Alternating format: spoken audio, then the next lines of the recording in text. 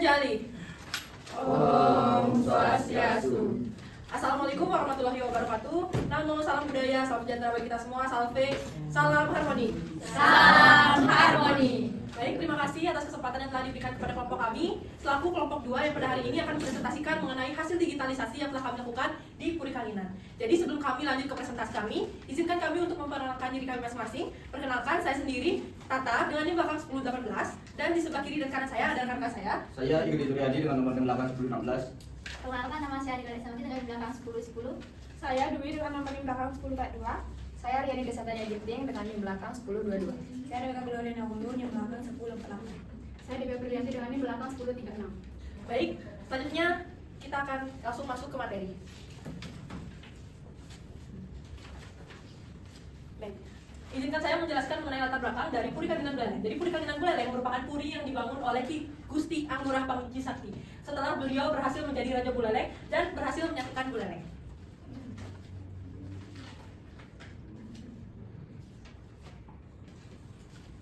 Baik, di sini saya akan menjelaskan mengenai latar belakang dari Ki Barat Panji Sakti. Jadi Ki Barat Panji Sakti merupakan keturunan dari Kerajaan Gel-Gel, yang dimana beliau keturunan dari dalam segening, yaitu dari Puri Klungkung, yang dimana beliau disuruh oleh ayahnya untuk kembali ke wilayah asal ibunya, yaitu di wilayah Desa Panji dan Bukit Buleleng. Jadi beliau di sana itu mendirikan sebuah kerajaan yang dimana dikenal sebagai Kerajaan Buleleng, dan Ki Barat Panji Sakti ini merupakan raja pertama dan raja paling terkenal di Kerajaan Buleleng. Untuk selanjutnya akan dibahas langsung oleh rekan saya. Selanjutnya mengenai perjalanan menuju dan bukit. Oke, pada saat melakukan perjalanan menuju Desa Panji dan Bukit atau bisa dipanggil dengan Bukit, Badar ini dan para pengikutnya sempat beristirahat di wilayah yang dikenal sekarang bernama Desa Goblek. Nah, pada saat istirahat di malam hari, dia itu diangkat oleh sesosok makhluk gaib yang bernama Panji Landung di pundaknya.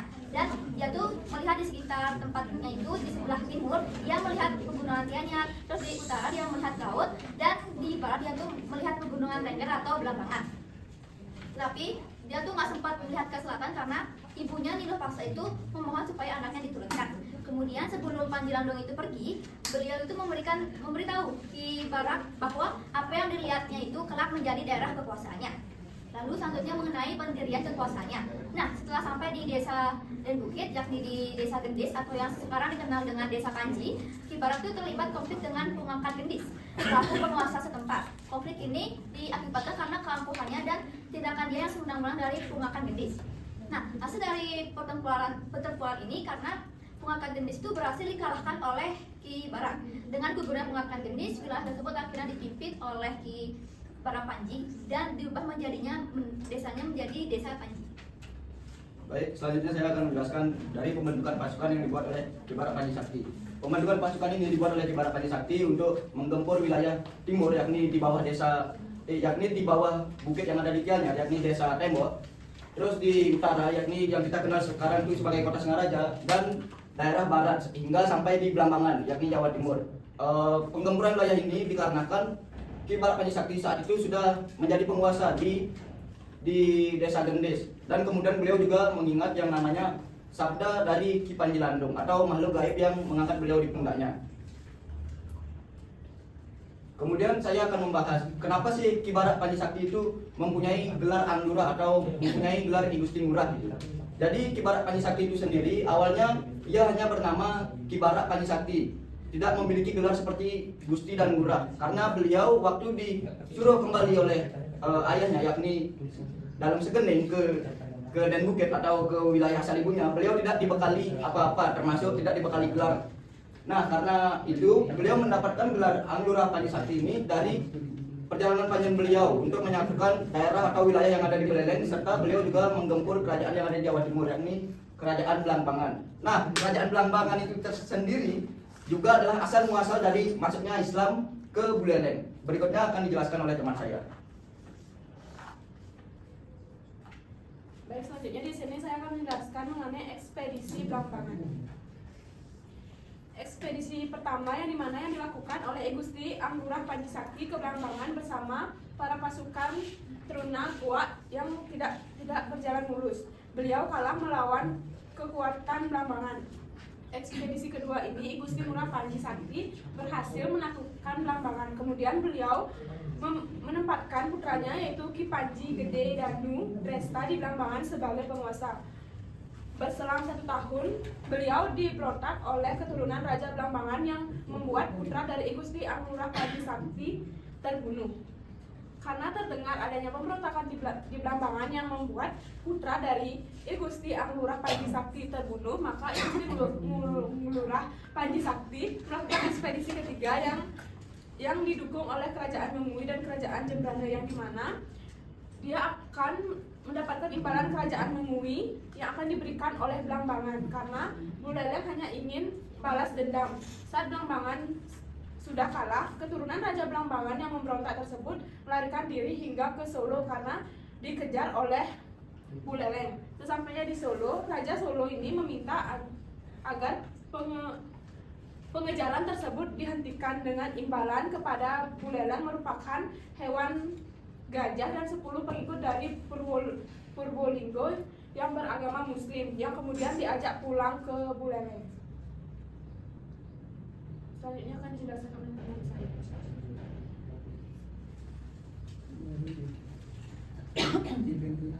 Baik, selanjutnya saya akan menjelaskan bagian terbentuknya Puri Kanginan Buleleng. Yang pertama ada asal nama Puri Buleleng. Jadi Puri Buleleng ini memiliki asal usul nama yang berkaitan dengan spiritual dan geografis. Jadi pada masa pembangunannya, saat I Gusti Anglurah Panji Sakti itu ingin mendirikan puri ini, beliau menemukan sebuah pelinggih batara ibu dalam kondisi miring atau leleng di tegalan atau hutan. Jadi kata miring ini ya ataupun leleng sehingga berkembang menjadi buleleng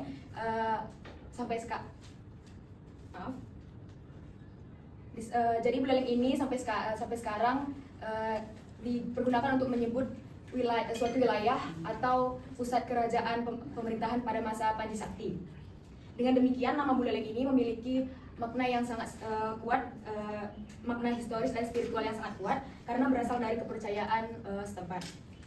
Selanjutnya ada konflik dinasti. Jadi konflik dinasti kerajaan Buleleng ini itu setelah wafatnya I Gusti Anglurah Panji Sakti, kekuasaan kerajaan itu diteruskan oleh putra-putranya. Namun dalam proses penerusannya terjadi konflik perebutan tahta di dalam keturunan beliau, sehingga akibatnya itu kekuasaan kerajaan terpecah menjadi 2 pusat, yaitu Puri Buleleng dan Puri Sukasada. Perpecahan ini menunjukkan bahwa adanya ketidakstabilan politik internal yang disebabkan oleh persaingan antar anggota keluarga kerajaan untuk mendapatkan kekuasaan, sehingga berdampak yaitu kekuatan kerajaan menjadi terbagi dan berpotensi melemahkan persatuan serta stabilitas wilayah Buleleng pada masa itu. Selanjutnya akan dilanjutkan oleh teman saya. Baik, di sini saya akan menjelaskan tentang musibah Yehban dan terbentuknya Puri Gede. Yang pertama, musibah Yehban. Pada tahun 1819, Puri Buleleng terkena musibah Yehba atau banjir bandang. Musibah tersebut membuat banyak bangunan dari Puri Buleleng hancur dan hanya menyisakan bangunan yang ada seperti saat ini. Kedua, terbentuknya Puri Gede. Setelah kejadian banjir bandang tersebut yang hanya menyisakan beberapa bagian puri, dibangunlah Puri Gede karena puri utama yakni Puri Buleleng sudah tidak cukup tempat untuk menampung anggota kerajaan.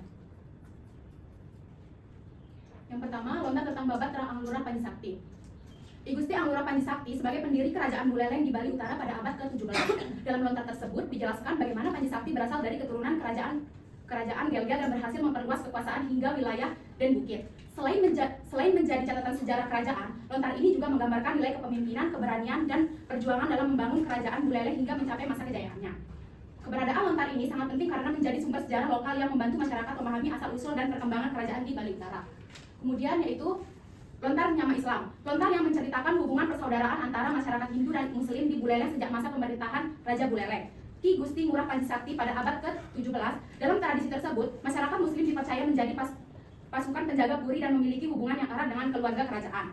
Hubungan ini melahirkan konsep Menyama Brahma, yaitu semangat persaudaraan dan hidup rukun tanpa membedakan agama maupun latar belakang.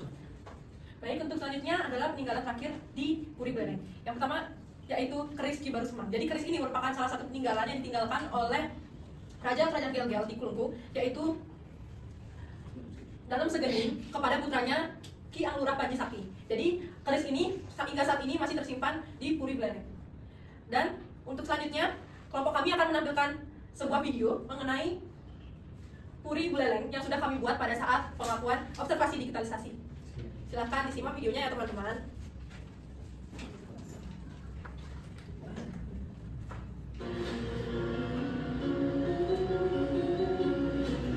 Jadi ini adalah Puri kami.